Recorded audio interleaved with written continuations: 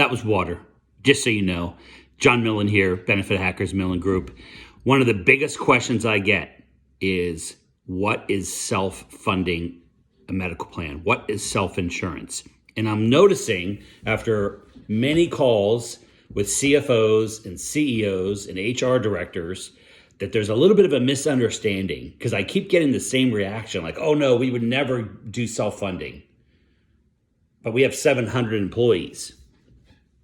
Like, what's the disconnect? So I'm going to show you visually, and hopefully this isn't a complete disaster in my studio here in my kitchen, about what that is. So I'm going to try to keep this simple, because this is really important. If you manage healthcare benefits, you need to understand the terminology, right? It's like playing football, not understanding what a safety means, what a first down means, what offsides mean. And I'm amazed, and it's not your fault. The $4 trillion healthcare ecosystem wants things to be confusing. I mean, if we're honest, like they're making a lot of money. The whole infrastructure makes more money as costs go up. So they really don't want to make it simple. It's probably like politics, right? If you just said very simply, this is how we fix things, they want to complicate it. So I want to make it simple, because once you understand this this little concept, the dots, hopefully in your brain, will be connected. You'll never be able to look at a shot glass again, my little Oysters for Life shot glass, or a tea glass, or a pitcher again. When you see this relationship, you will get it. And I hope that is my goal, because this is so important. When you're managing healthcare benefits and you're spending $500,000, $1 million, $2 million, $5 million a year of corporate or nonprofit revenue that comes in, right? Income that comes in from grants if you're a nonprofit, from donations, from customers. That is profit that's coming into your company that you are reallocating to non-cash compensation, healthcare benefits. And that money can be used for a lot of things, so you want to make sure you maximize that. So here's the simple analogy.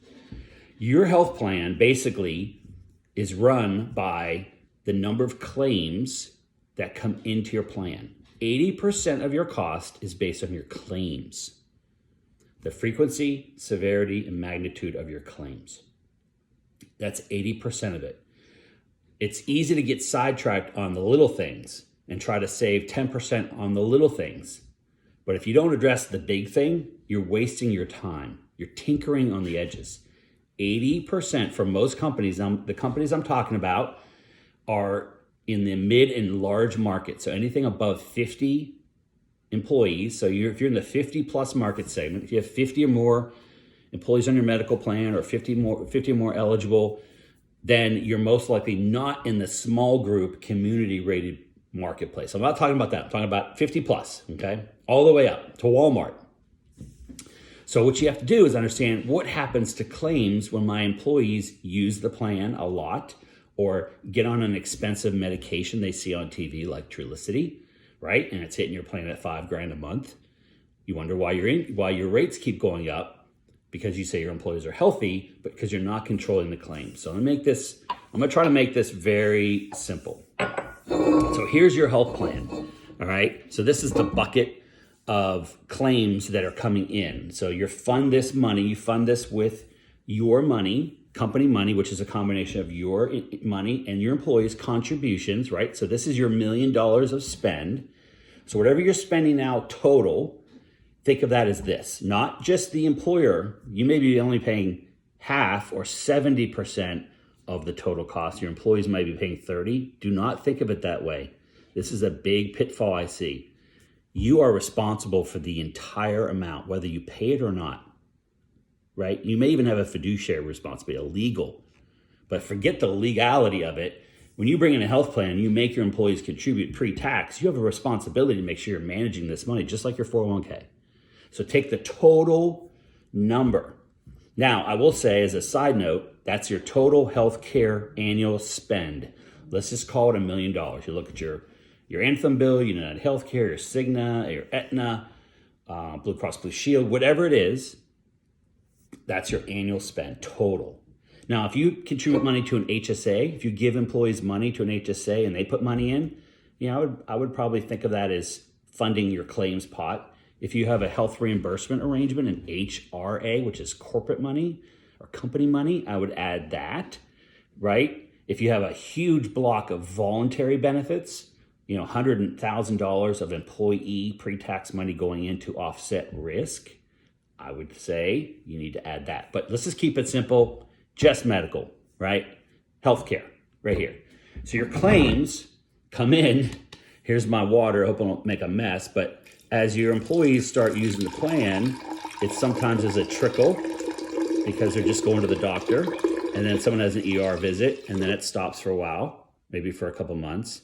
And then someone has a heart attack, and then it stops. And then there's prescriptions that trickle in. Do you get the point, right? And so here's your bucket, and here's your claims, and it's rising up, and your claims are now, 80, 90% full. And according to the Affordable Care Act, the ACA that came in 2010, it's 12 years ago, insurance companies have to spend 80 cents roughly of every dollar they collect and pay out claims. So another side note, there's no incentive for insurance companies to reduce your claims, right? They make more money as you spend more. That's just a side note. Just understand that the ACA has the law of unintended consequences, and that medical rebate provision, where you get that little rebate check back, like, I may get some money back. That's nice, but that means that you're spending all that money. You're using up all the money in this bucket of money that you pay out for claims. So your water is your claims. Okay, so this scenario, imagine this was you are self-funded. So self-funded is essentially one big bucket, and you put money in from your contribution and your employees' money, right? And it fills up to the top. And then you pay out, as claims come, you pay out of this bucket. So they start paying, and the money's coming in, and the money's going out. And then it gets filled up a little bit, and then your claims are going out. Now, I know it's a little bit reversed what I just said, but now the claims, you're spending your money, you and your employees' money in this bucket, and then you have a really big open heart surgery. So what happens when you get down to the very end and your plan year is not done yet and you run out of money? There's no more money coming in, but yet you have to pay more in claims. In a self-funded plan, the employer is on the hook. You have to pay the bill. In a true, straight up, self-funded plan, you pay the bill. And you find it. So that's kind of scary. And that's why the reaction I get is, have you ever looked at self-funded? Oh, no, we would never do that. CFO said never do that. There's no way. The reason is you're thinking of it like this. And if you have 100 employees on your medical plan, or 200 or 300 or 400 or 500 or 600 or 700 or 1,000 even, maybe even 1,500, 2,000, this may not be a good deal for you. Now, if you're Walmart, this is exactly what you do, because you have so much money coming in, you have so many people dumping money in, such large numbers, that you can afford to self-insure your risk.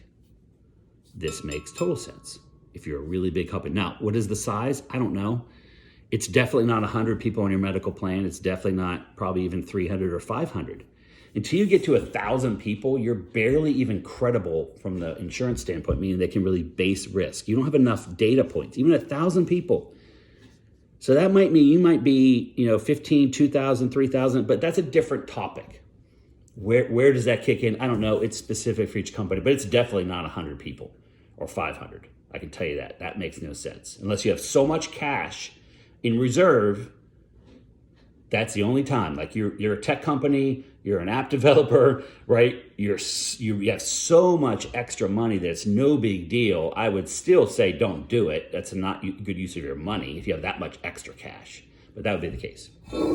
Now, what do you do if you are a employer with 50 or 100 or 200 or 500 employees or 750, whatever it is? Let's just say anything less than 1,000. Then you need to be partially self-insured. And that's where this comes in. And what this is this is a little bit of a policy, a reinsurance insurance policy to protect you. And what it does is it protects so that you don't have to come out of your pocket in the event of you've overdone it, you spent all your money, right? Oh my gosh, who pays the bill when we've spent all the money? These guys do. It's reinsurance. It's also called stop loss insurance. It's called specific deductible, aggregate deductible, and all variations, right? That's where this terminology starts showing up, so that as claims come in, as claims start coming in to this bucket, and let's just say this is equal, when this equals that number, the rest of the claims start being paid by someone else. This is the insurance.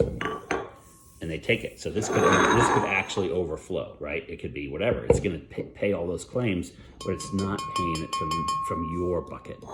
Someone else is picking up the risk. That's partially self-funded.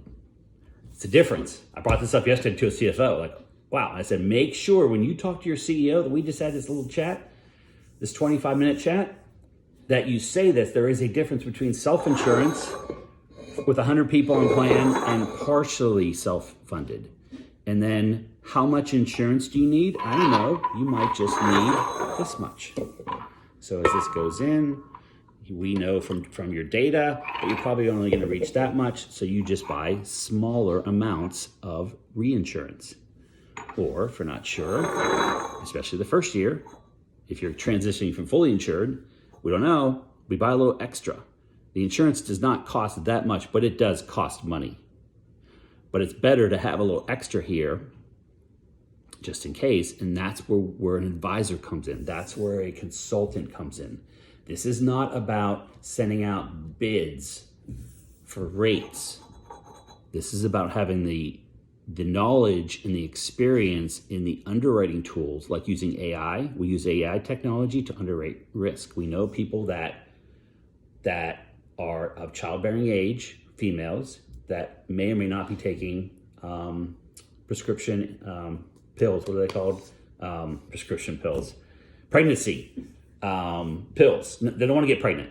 We know the people that are doing things based on millions of pieces of data that is unidentified. They can figure out the risk of a pool of people, and we decide, do we need just a little bit of insurance? Do we need a little bit more insurance? And it varies tremendously. So I hope that helps. Self-insurance versus partially self-funded. I won't go any further. There are other levels of stuff.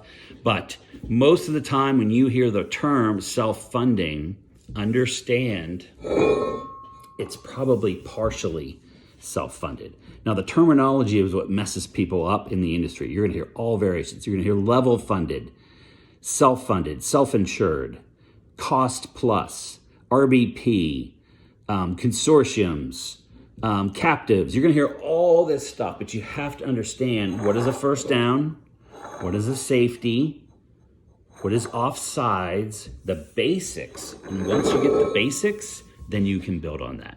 I hope this helps. We'll chat soon.